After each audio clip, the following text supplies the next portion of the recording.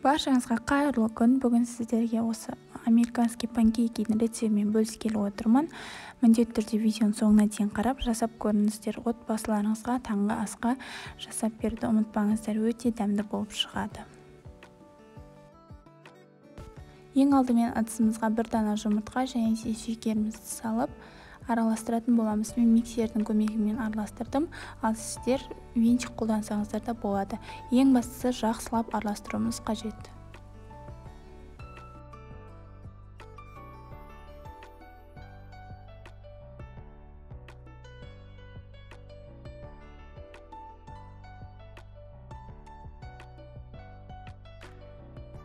Жұмыртқа мен шекерді жақсылап араластырып алғаннан соң үстінен сүт құйып тағы да араластырамыз.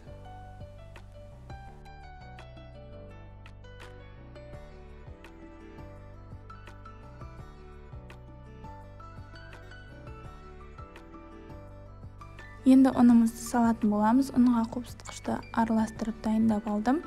Осы ұнды біз 3-4 бөлікке бөлу арқылы салып отыруымыз қажет. Әрі салғаннан кейін венчикпен немесе жаңағы миксердің көмегімен жақсылап араластырып отырыңыздар, іртік болып қалмасын.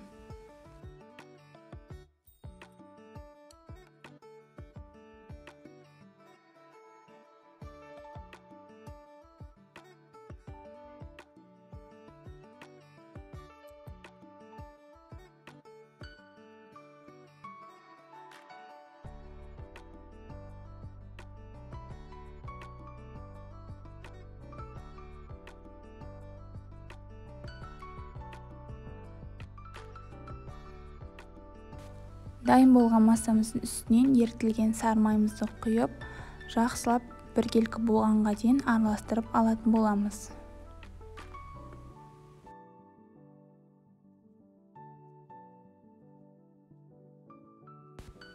Осымен біздің қамырымыз дайын. Осындай сұйықтықта болып шығуы қажет. Енді панкейкаларды пісіретін боламыз. Табамыз міндетті түрде қызып тұрған болу керек.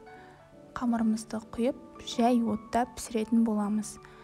1 минутқа жақын уақытта бетінде осындай көпіршіктер пайда бола бастайды. Сол сәтте келесі бетіне аударамыз.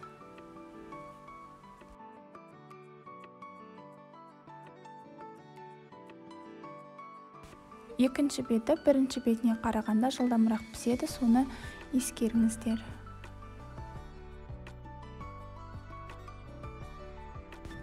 Міне дәл осылай барлық панкейкаларымызды пісіріп шығатын боламыз.